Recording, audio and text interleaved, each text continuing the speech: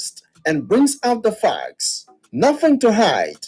It will addresses no issue. It sees no sacred ground. It believes that a government or nation of the people must not work in secrecy. It's on Sky 107.1, Monday to Friday, 3 to 4 o'clock p.m. If we love Liberia, we will be sincere in our dealings with one another.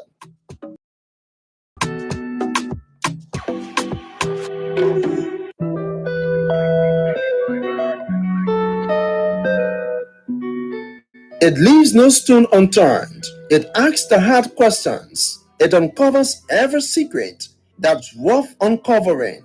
Liberia's upliftment is its prime objective. The program is nothing to hide. It digs deep into the minds of the guest and brings out the facts. Nothing to hide. It will addresses no issue. It sees no sacred cow. It believes that a government or nation of the people must not work in secrecy. It's on Sky 107.1, Monday to Friday, 3 to 4 o'clock p.m. If we love Liberia, we will be sincere in our dealings with one another.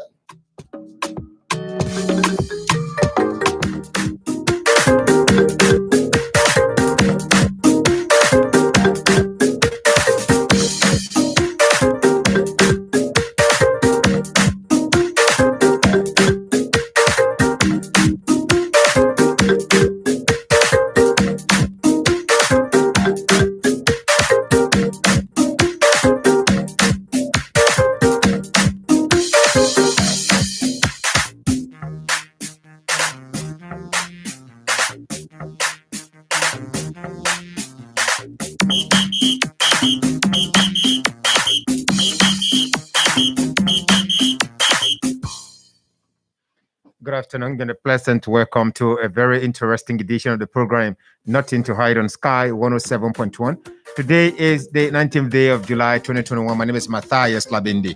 And this afternoon on the program, like always, we certainly do not hide anything. And our interest is to ensure that we give you the information undiluted, in that you will be able to decipher the truth and lies from the things you've heard from other platforms. This afternoon, we're going to bring you a replay of a press conference held by the Commissioner General of the Maritime Authority, the Minister of Education, as well as the Chief of Staff of the Armed Forces of Liberia regarding the shipwreck. It's a boat wreck that we experienced that is now causing some emotion, increasing some emotion in Maryland County. We're also going to be reaching out after that video is played. We're going to be reaching out to our Maryland County contact to give us information about what is actually happening there in Maryland right now. How are citizens, our family members of those who were on board of the boat, how are they reacting to the report? We've been making some attempts to reach out to the Freeport of Monrovia as well to hear from the port authority there to find out what exactly, how did the boat leave the port of Monrovia, since in fact you're going to hear in this press conference that this boat was not in good condition, you know, to sail our waters.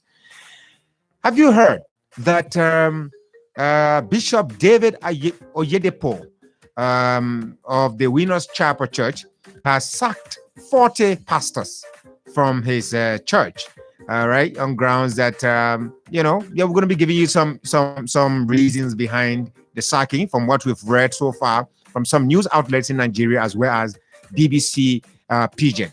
We're going to be giving you some information, but also we will be joined during the course of the conversation by a brother called Alan Kedwojo. Alan is a Christian. Alan is a believer. Alan understands how church works, right? So we're going to look at the administrative side of the church, unlike what people are now trying to bring the political side of it. But let's look at the administrative side of the church. How does it work administratively, even though it is a body of Christ? My name is Matthias Labindi. You don't want to miss the conversation.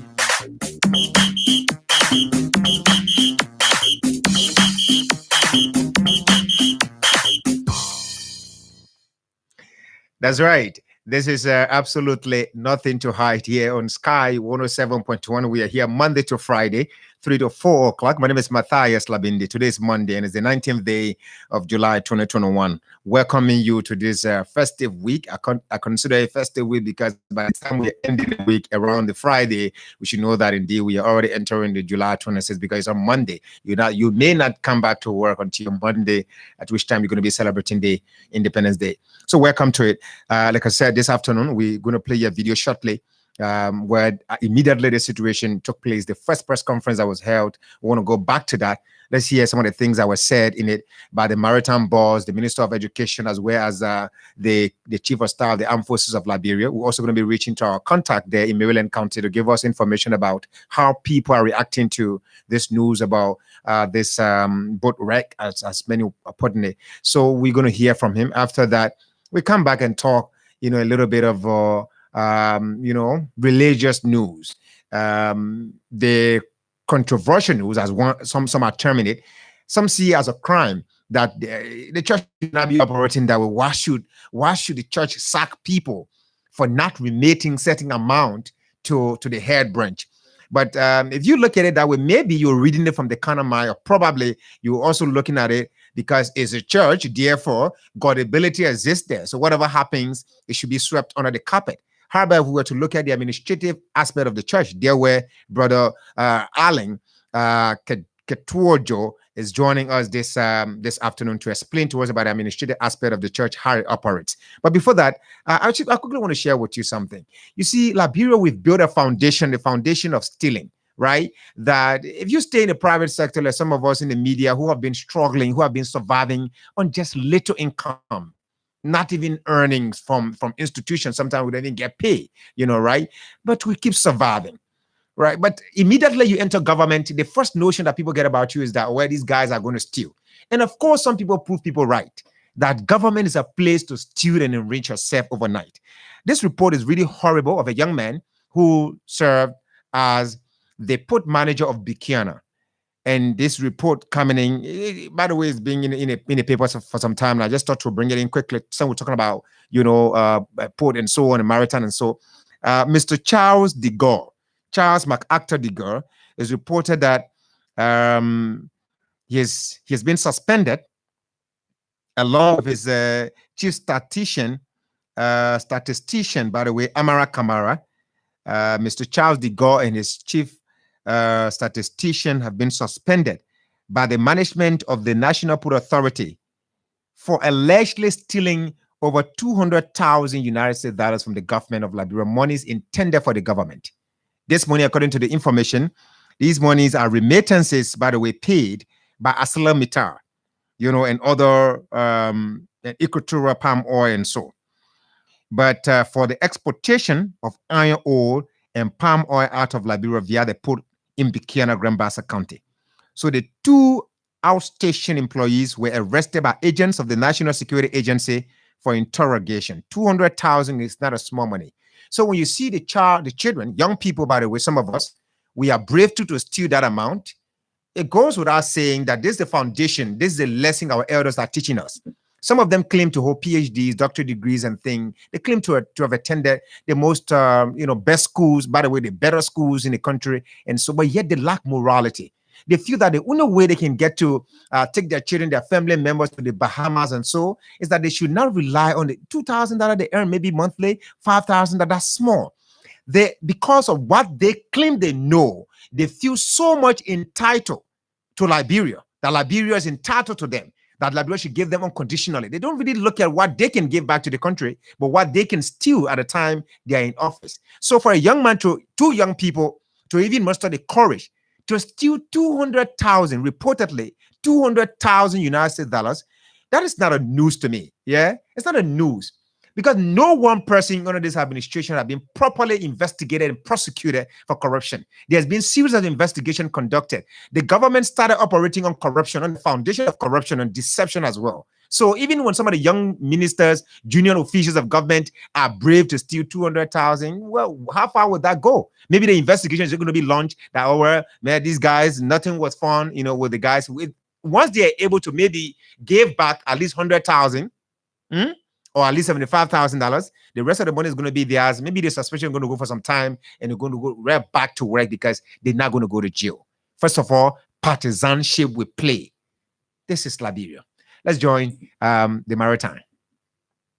I'd like to begin by thanking members of the press for coming here at so short a notice for this press briefing, which is in regard to an ongoing search and rescue effort of a vessel, the Nico Ivanka. The search and rescue effort is ongoing, even as we speak. Several nautical miles of the coast of Marshall City towards Basson, Little Basson. I would also like to use this opportunity to thank the Senator of Maryland County, Honorable Level Brown, who joined us here today, along with the Superintendent of Maryland County, Honorable Josh Prout, who also is here attending this update briefing, and the Deputy Minister of Information, Honorable Jarawa Tombo.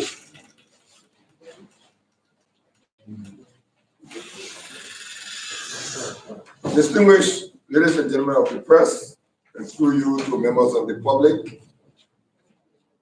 the Liberia Maritime Authority regrets to inform the press and the general public that on July 17, 2021, at 15:51 hours, they received an alert from the Liberia Coast Guard through its Monrovia Regional Maritime Rescue Coordination Center, informing us about a distress situation on board the Nico Ivanka, a locally registered vessel that is trading between the post of Monrovia and the port of Apple in Maryland County.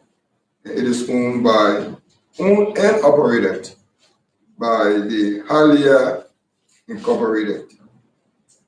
The information received indicates that the vessel departed Monrovia, the port of Monrovia, for Apple on Saturday, July 17, 2021 at 0600 hours.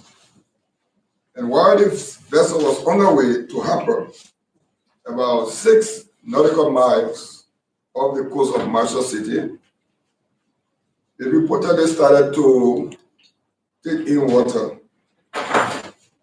The Maritime Authority, the Ministry of National Defense, the Armed Forces of Liberia immediately mobilized resources, including assets and personnel, and immediately launched a search and rescue operation to attend to the distressed vessel. It is important to state that based on request of the Maritime Authority, and I, as the National Coordinator for Search and Rescue, ArcelorMittal Liberia, that has proximity and assets and resources very close to the distressed vessels, responded to our official request and joined the search and rescue with 2 vessels, namely the St. Lurie and the SL Spear, all owned by ArcelorMittal. They joined the Sea Shepherd, which is working in collaboration with the Coast Guard, and continued the search and rescue operation between Little Basson and Marshall City. The distressed vessel, Nico Ivanka, had on board officially, based on the official manifest, a crew complement of 9 persons, and also in addition, 9 personnel of the West African Examination Council Monrovia office who were on board the vessels. the Maritime Authority wishes to state that the subject vessel, the Nico Ivanka, was under a detention order, a current detention order, and was not allowed to sail. Also, the vessel was at no period throughout its existence allowed or permitted or licensed to operate as a passenger carrier. We, the Maritime Authority, and all of the relevant entities, including the Ministry of Justice, are commissioning an investigation into how a vessel that was detained because of failure to meet rudimentary safety requirements managed to get on the sea with passengers and cargo. And this is not just, it's not just disturbing that this particular boat that was, this vessel that was, prevented from getting on our waters, that this vessel managed to get on our waters with passengers, that this vessel managed to, with the whatever technical situation that this vessel was faced with, still went on our waters, thereby endangering the lives of many people, passengers on board. It was to operate, according to, as you heard from the maritime boss, as a cargo vessel instead of putting passengers on it.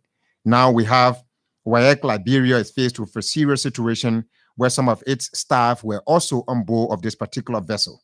We are now reaching to Maryland County to hear from our contact there to give us information about what is the situation there in Maryland. How are people reacting, to this particular news as the government of Liberia launched an investigation into this particular vessel situation.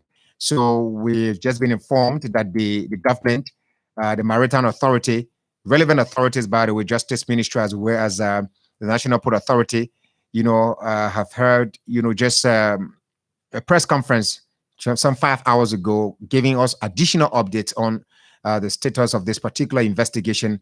That is not, we are not on top of that development at the moment. We were making frantic efforts to reach out to the National Port Authority to speak with Mr. Malcolm Scott, give us information about the status of this particular investigation. And how did this boat, by the way, this vessel leave the port of Monrovia to get on our waters, thereby resulting to what we are now talking about as a nation, when Liberia is doing all it can to get back, Mr. Eugene Nangbe, along with his staff, even the individuals, those who served in that area, like Dr. James Colley, who served in that capacity before, they all did extremely well to rebrand the image of the maritime. Now, with these kind of news are really disturbing news. While we are fighting pirates, we are defending our territorial confines and fighting against pirates. We certainly not going to be having these kind of news, and we should not be having such news, most especially when it borders around negligence on the part of whoever allowed that particular vessel to get on our waters. But we're going to get some answers to that effect. But let's go to Maryland County now, where Edward's team is on the line. Edward, good afternoon, and thanks for joining us. Good afternoon, Matthias. Good afternoon to everyone. Thank you, Edward. You need to speak a bit louder. Edward, okay. What is the situation there right now? We're this particular vessel situation. Yes, that's what we're talking about. How are people reacting to it generally? Give us the general atmosphere of this particular news. How is it? What atmosphere has it created there?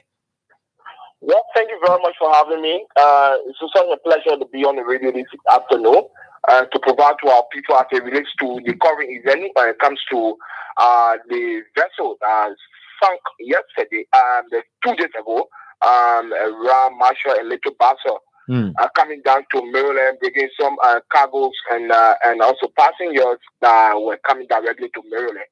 What the incident here in Maryland, the atmosphere is very, very much uncomfortable with residents of Maryland County when it comes to this kind of tragic incident that took place and involving the loss of goods and also the loss of human life, people who are yet to be rescued by the rescue and search crew that then being instituted by the government of Liberia.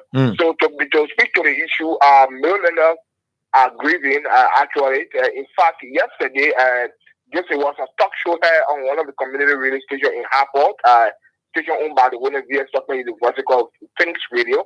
And you could just imagine all of the people calling yesterday were people, shipping blame against those relevant stakeholders who allowed the vessel to sail the sea coming down to Maryland County after being told that the vessel was not working to plow the sea. But, Edward, you are there in Hartford City. Tell us about, have you been able to get in contact, or do you in any way know, even just by the fact that you live there, do you know some people who were on board of that vessel, their family members living in Hartford City there? What have you heard from them? What are their individual reactions, those ones who have their family members on the vessel? What a friend of mine by the name of Che Okama Wlet, he was on the vessel. And actually, when I get around his colleagues and the family members, up to now, when the maritime affairs people, issued a provisional listing of those who they were able to rescue, noted that their son, their brother, their father, name was not measured with those who were rescued. It brought a kind of shock to them. But again, they are still hopeful because as the maritime boss said, it's such a thing going on. Probably they may likely come forward him to be able to rescue him. But as it stands, on the current condition of those people who family members were on the boat, were on the vessel. Actually, they are not staying comfortable. They are not staying pleasant. Of course, Edward, no one is going to be comfortable with such a situation. I just gathered some information that a representative hopeful in that particular area also had his son on that vessel. Have you been able to gather that as well? Well, I spoke with him on phone, and he's calling in Monrovia. What is his name? Anthony F. Williams. Anthony F. Williams. He said one time what with the aquacultural fishery company in Liberia. Yeah. He once said he worked at the ACA before. He contested the 2017 election when he became a second runner-up to Hot Speaker Dr. Buffer Chambers. And this time around, he's also trying to contest the ensuing 2023 election. According to him, he said he had his son on the boat. And up to now, it yet to be established as to whether his son is still alive or not. So, Maryland County, I don't know whether citizens in that area are also dispatching people to aid the government in a search for these people. Usually in our various rural areas, when even children go to the riverside, young people even go to the riverside, and someone gets missing, you see that other young people to dive into the water to help the government or to help to find that particular person. Has there been any action on the part of citizens of the area to see what contribution they can make to government to ensure that some of the people who are missing can be retrieved? Well, thank you. When I got this information, firstly yesterday, I went at the Hartford Seaport to be assess the situation as to whether we will see any other rescue team or any other people that could be able to aid government, like you regularly said. But upon my arrival, I could not really see any rescue team from the side of Maryland County going forward to be to aid the effort of government from this side. Of course, Edward, that is a professional thing. I don't think anyone will risk their lives like that until it's a professional thing. But let's look at Maryland County. A couple of days ago, or weeks, by the way, experienced a serious situation, disappearance, murder. By the way, murder. Leading to some vandalism carried out there by people out of anger. And so, what are people saying about this particular cloud of uncertainty that have now covered the county, if someone may want to term it that way? Well, actually, that of negative reactions when it comes to the issue of the one you just spoke about and the current prevailing situation. One activist posted on his Facebook page in the court calling on the governor of Liberia, in fact, to dismiss the boss of the Marita, the commissioner that used language to be dismissed because that falls within a press view. But again, that's part equally on the people. There are other people who are saying no. While it's true that this has happened, we cannot start shifting blame on people. What we need to do is to see how best we can prevent the government, and our government can be able to do all it can in our reach to be able to rescue as much as possible those who they can rescue. So this situation has brought a kind of dark cloud on Maryland County, because those people were all people coming to Maryland County. Some were breaking their goose, and some were people who were coming just to visit their family. Like you rightly said, the issue with the Representative Hopeful. His son has not been able to come to Maryland according to him. I spoke to him since he was born. He was born in Monrovia. So he been behind his father, I want to go and see your home. So this time around, he decided to allow his son, to come to see Maryland and see the rest of the family. And unfortunately, this kind of situation engulfed him. Thank you so much, Edward. Edward, before I take the leave of you, this situation is not the first of its kind in Maryland County. And you may recall during the Charles Taylor regime that there was a vessel called Victory Roofer. It sank again, and people lost their life, people lost their property, their goods, and what have you. And during Malaselli's time, again, Katarina was engulfed into this situation and lost the life of many people. So the question that people asking around here in Maryland is that why only Maryland County this time around always vessels leaving Monrovia coming to Maryland County can always be engulfed with the kind of situation. So that's a big question they continue to be asking, and yet to find an amicable solution or answer to this kind of question that they have been faced with in the county. Thank you so much. It's Edward Stem. Edward is our contact there in Maryland County, giving us information about the unfolding there and how citizens of that area are reacting to it. Of course, no parent, no family member will wake up, to the news that your son, your daughter, is traveling to the rural area to see family members for the first time, and only to be faced with the reality that that person is missing, and most especially the person got missing in waters that you easily will surmise in less than no time that the person stays there for 30 minutes, you will certainly conclude that that person is no more. So with this, as the search continues, at the moment, we cannot give you any latest update on what the government position is on, except the previous one. We're going to continue to provide you update on, this particular development, but it's a sad thing, endangering the lives of many people, that we are talking about today. Now, earlier on, we talked about, corruption. It has become so systemic in our society. It has become so systemic that if someone gets into office, the first thing they want to think about is that how can I, what am I going to be fighting for? I remember having a conversation, not I particularly, right? I remember Ambassador Joseph Yuma Boaka was here on 50-50 with T-Max, and he said he was concerned about the way Ellen Johnson said he was running the country. All right. And most especially the young ministers that Ellen Johnson Sirleaf, he and Ellen Johnson Sirleaf brought to power, brought into government to help them do some of the job. Most of them were more concerned about life after government. You see, I think the notion about government work in Africa, particularly Liberia, I don't know how other African countries, people react, people, treat their governments when they enter government. But largely here, we see like, the country owes us, right? So therefore, when we get into whatever system, we should deplete the coffers of that particular institution, because it is about us. It's not about the country. So therefore, we can steal, we can do whatever we want to do.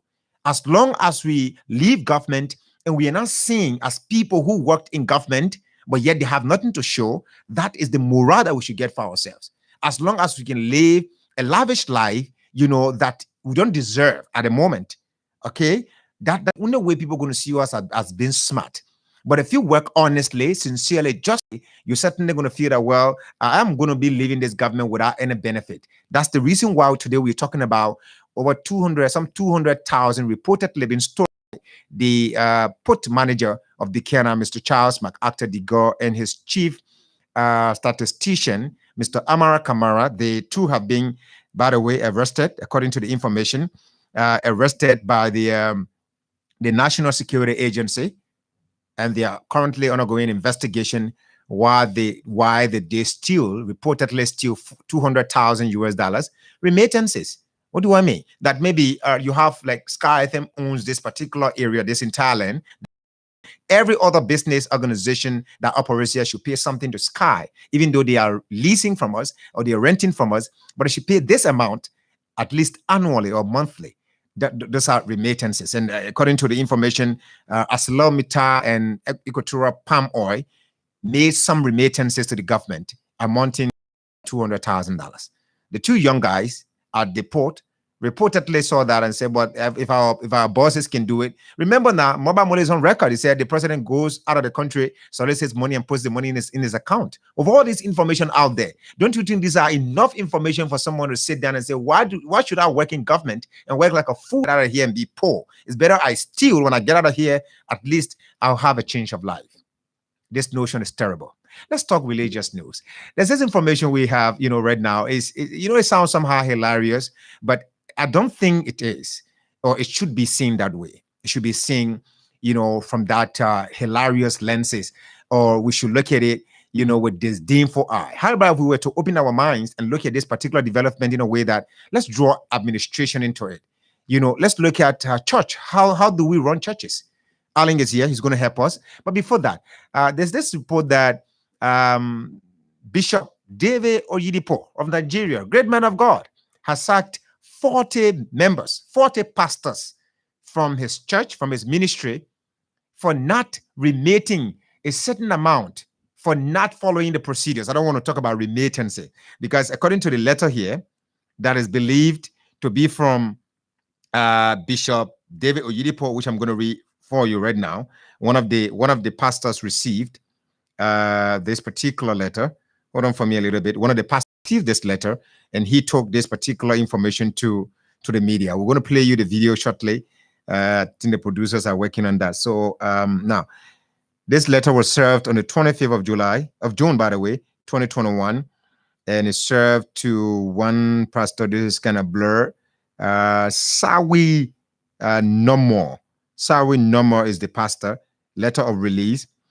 It says here, consequent upon the recent performance reviews, which revealed that your church growth below expectations. Please that your services as a pastor in charge are no longer required from this commission with immediate effect. You are to vacate the official position where applicable and hand over all properties of the ministry in your custody, including your staff identity card, to the area pastor before departure. May you find grace from God for a new beginning. Peace. Adebisi O Abuwale, executive secretary. And this is Living Faith Church Worldwide Incorporated. This is a communication served to this pastor. Pastor Godwin also, who's in the video. We're going to play. Let's play you something quickly before I join my just briefly. I'm just keeping this man in the studio here. I just need him to provide me some education quickly how these kind of churches work. Not because he's from that end, but it's basically because of his knowledge on this particular thing. Let's hear from this pastor who broke silence. Thank you so much, sir. My name is Pastor Peter Godwin Honorable, pastor in Living Faith Church, Winners Chapel International, Abete, Ikere Ekiti. Thank you. You told us you are sacked for no reason and that you want to reach the leadership and the entire Christian body to know what has happened. What really happened, Pastor Godwin? Actually, by the special grace of God, our Father in the Lord, the Apostle over this commission, Living Faith Church, received a mandate from the Lord to plant 10,000 churches in Nigeria, and by the special grace of God, I'm privileged to be one of the pastor that was employed on the 28th of August, year 2020. That was last year. So after that, I engaged in kingdom advancement endeavor. I've been going about doing my duty to the Lord Almighty, trying my possible best to make sure I win souls to Christ. And unfortunately, on the 1st of June, and here is my deployment letter. This is my deployment letter. You can see that, you can view it. This is my deployment letter, which carries my name and my station. So on the 1st of July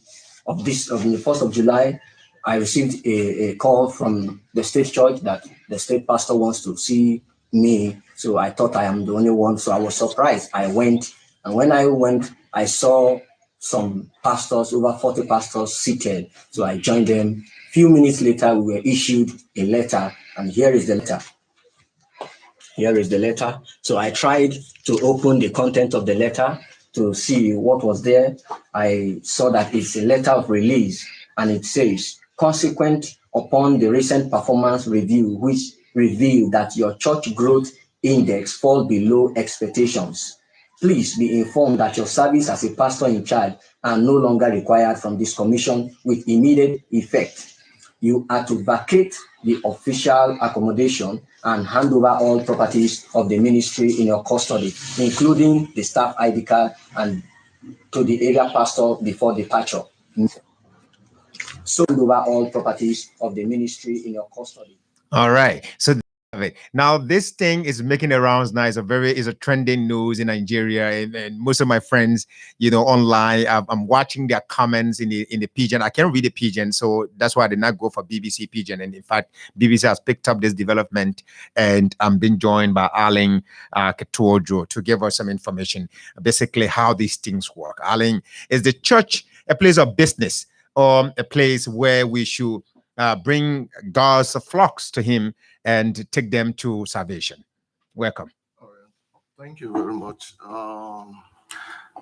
I just read about the news, and what I see there is the issue of the Korea Ekiti state, and so he said, from what he said there, is that he was employed maybe a little over a year now.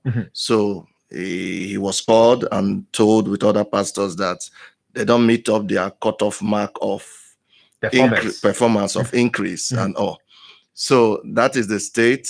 So from what I can deduce from this is the issue of one, the church has its policy. One, and that policy is the policy of, I don't know what they take as the yardstick of increase. We'll talk about that later, because that is another where an issue is.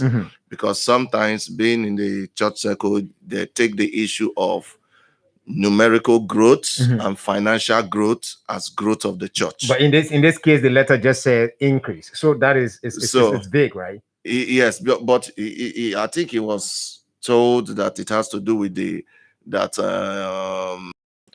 increase. He should be generating revenue enough to cater for him and his accommodation.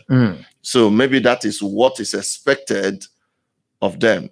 So there are two issues here. One is that if they are talking about the remittance, if the remittance, that is their policy, and they want to say he is not remitting that sufficient money, because from what I understand from what they say is, it's just like an issue, like you are pastoring a branch and you are living in an apartment where they are paying the rent of about 200 US per year and all that. So what you are generating should be enough to take care of your needs. Okay. So the issue there is that if that is their policy and he signed to it, then there is no problem, because he would have seen that is their own pursuit. That a man of God, you got employed, and in your employment you'll be told that, because the lead of the letter says a decline in the performance according to expectation. So keyword, expectation. So the church gave you this particular position or this branch to pastor with expectations from the head branch. Expectation could be you should be able to raise this amount of money to also remit to the head branch. Expectation could be the membership should increase. Expectation could be you should raise your own money and take care of your domestic needs as a man of God, and so. But if all these things are part of can be seen as part of expectations in this discussion, should that be the case as a believer? Now, like I said before, it all depends on what they term growth. But let's put it in context now as a believer. Now you maybe in a church, for example, maybe let's take Winners Chapel, since is what we're looking at now. It's headed by Bishop David Oyedepo. He did not sign this particular letter. This letter was signed by like someone who's the head of the Ekeje. What state? That is Kitty. That is just a state. Another state. Yeah, another state in Nigeria. Someone is heading that particular area. So meaning that person reports to head office too. So does it work in a way that because a church has a general overseer, which in particular heads the head branch of that particular church, does it work that the church, other branches, do send report, be a financial report, performance report, turnout, weekly service, daily, pay certain amount to the head branch for their? No, some churches do the issue of a percentage and all, but that is not strange, because you don't expect an institution to to be opening local branches, and that local branch is not feeding the headquarters of the place. It's just like any institution, just like if Sky FM dare to open some other local places around the country, they will expect something from there. So that is not the issue that I see there. So what I see as the issue to be talked about is that what is the underlying factor that necessitates that? Because I'm not sure from my own thinking that it is just a one-time experience. So maybe have they been checking on their record? But if it's just like a year there, he has not gone far much. Yeah, Godwin just spent a year. Okay. He has not gone far much. But the issue that I'm talking about here is that if that is their policy and you sign to it as a pastor, yes, and that is it. So that is it. So if they say, if your money is not above what can pay your rent or do this, and they sack you for it, if that is their policy and you sign to it, then so be it.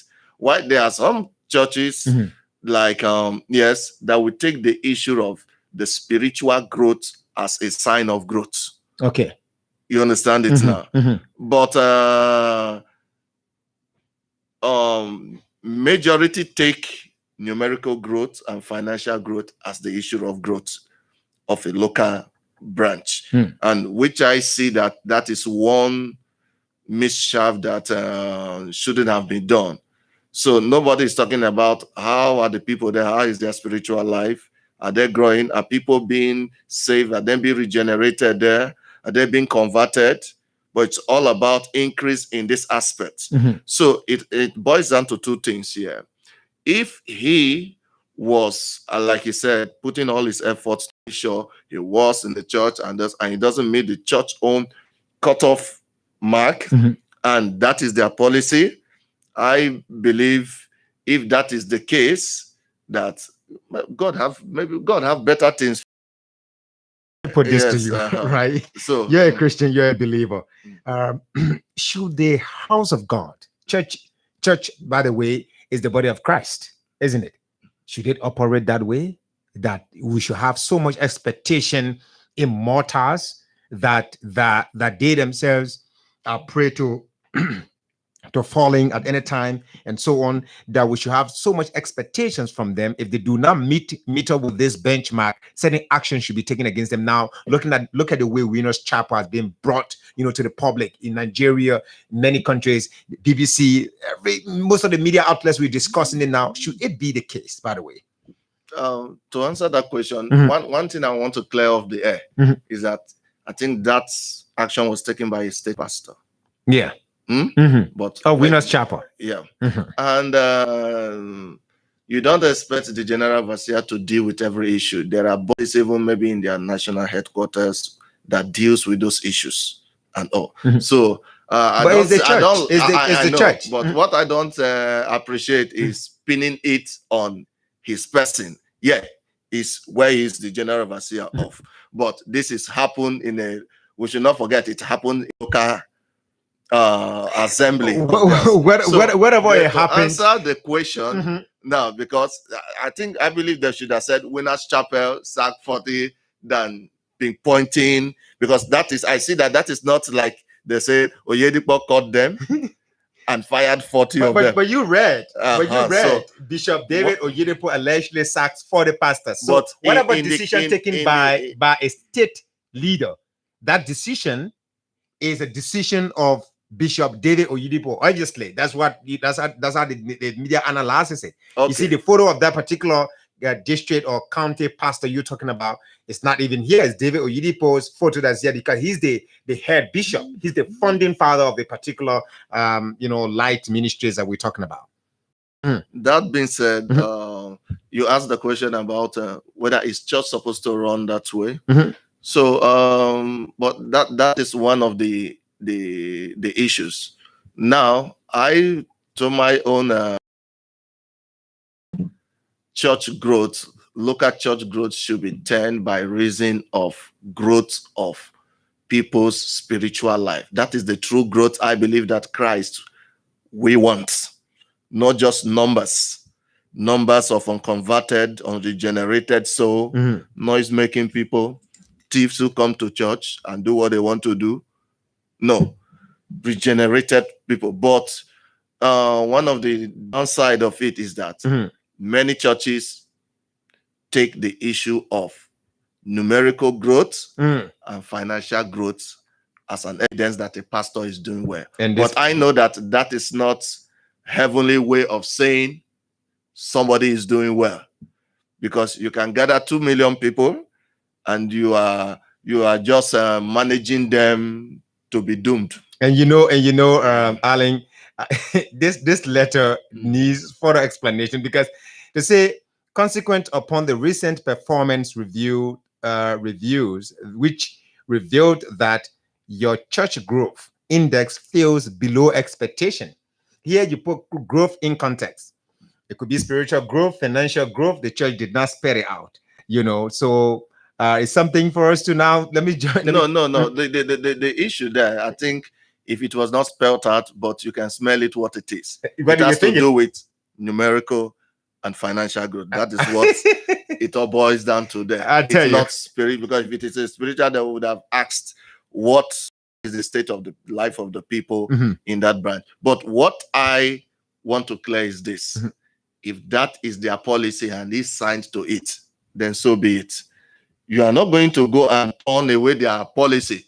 So you should be interested in soul winning, and that is what I'm fighting. And I get to a place where it is all about numerical and financial growth. And I know that I will not be able to do something dubious to be able to get these things done. But I try my best and all. And it doesn't work out, then seek direction from the Lord. So what I believe in this case, there are many ways. Sometimes if somebody is too stubborn to get out of somewhere, something will get him out and all. So what I say, if that is their policy, I don't think they did him wrong. You understand? As their own body.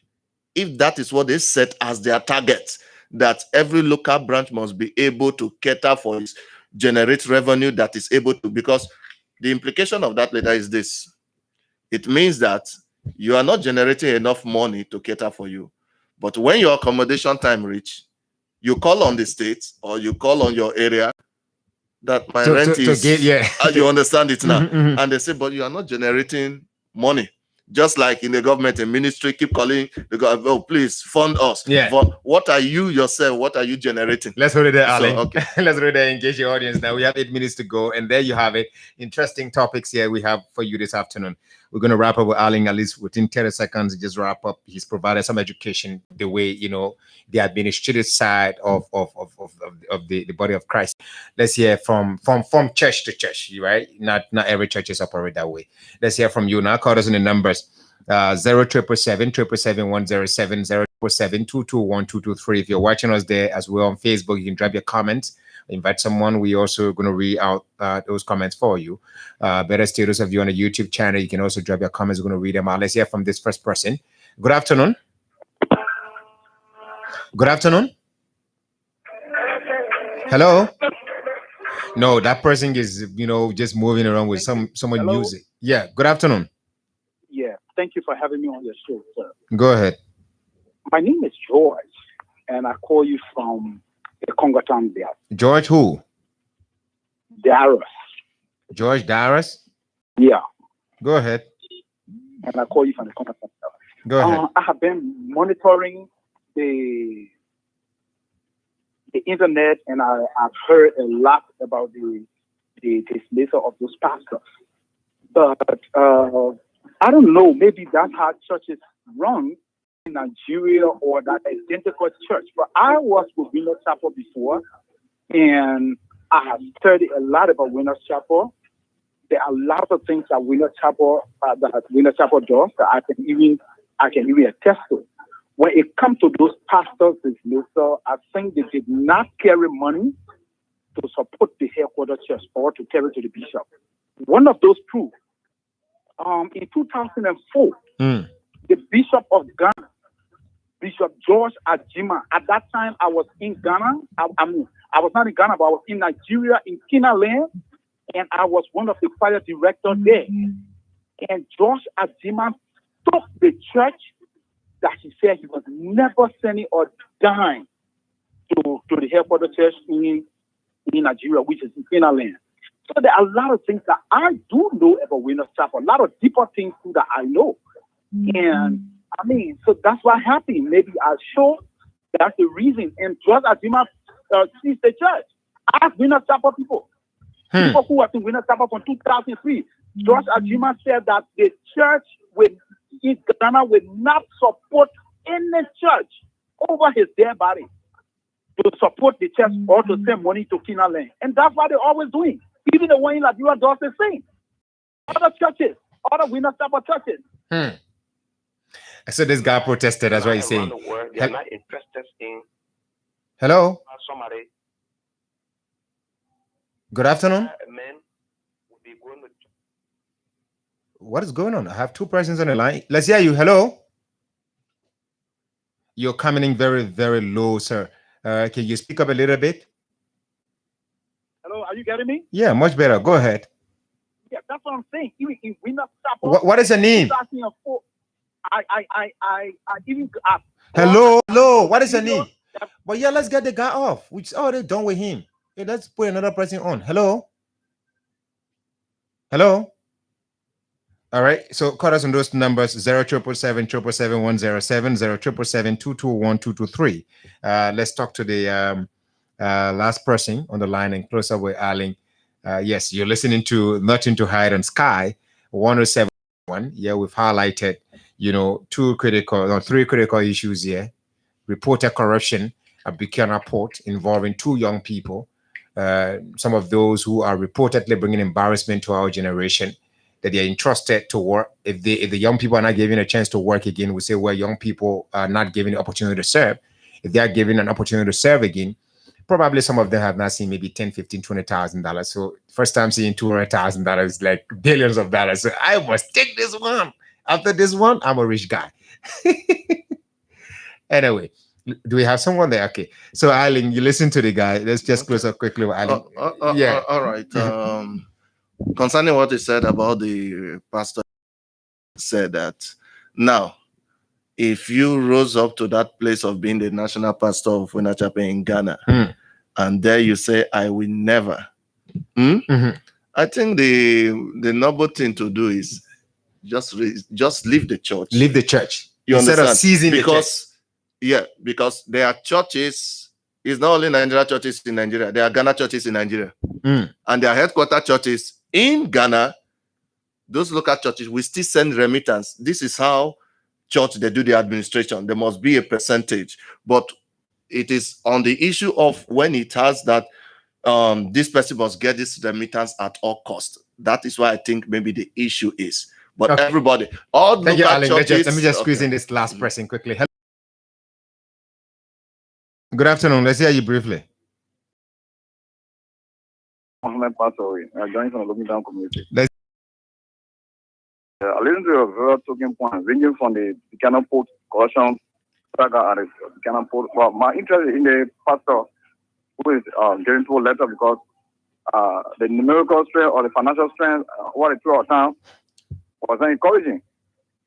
I think that is unfortunate. The issue of the church is to win the soul of the people, of your members, bring them to God, teach them how to do away with those things that God not permitted how to do. But for you to bring financial aspect, although the church cannot operate with finance, but to tap to financial aspect of the church, I think that is quite unfortunate. You need to change from that kind of attitude. Anyway, thank you, Mr. Passaway. But the thing is, you also have to look at it when we're looking at this kind of issue. You have to talk about them holistically. Like, Alan is dealing with the issues here. He said from church to church, from establishment to establishment, they set their policies and how to operate without taking any more cost. That's all the time we have, for you, our valuable viewers there on Facebook.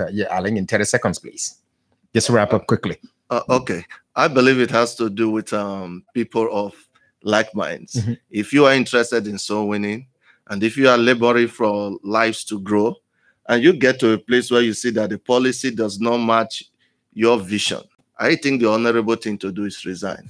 But if you bend your head there, until something happens before you speak out, I don't see that as integrity, because I know a man of integrity is this: when something is wrong in a system, maybe you will just honorably resign.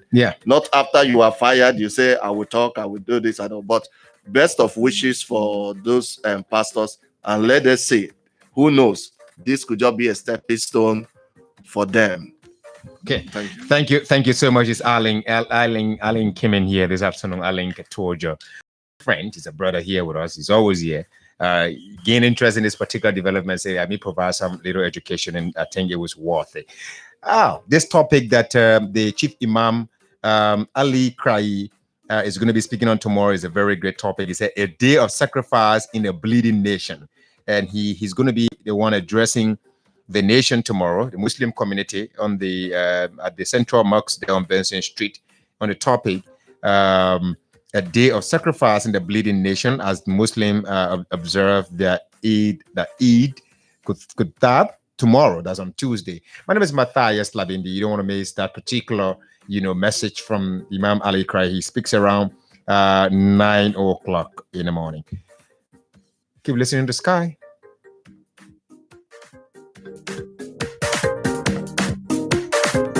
On Monday also disclosed a broad range of other cyber threats from Beijing, including ransomware attacks from government-affiliated hackers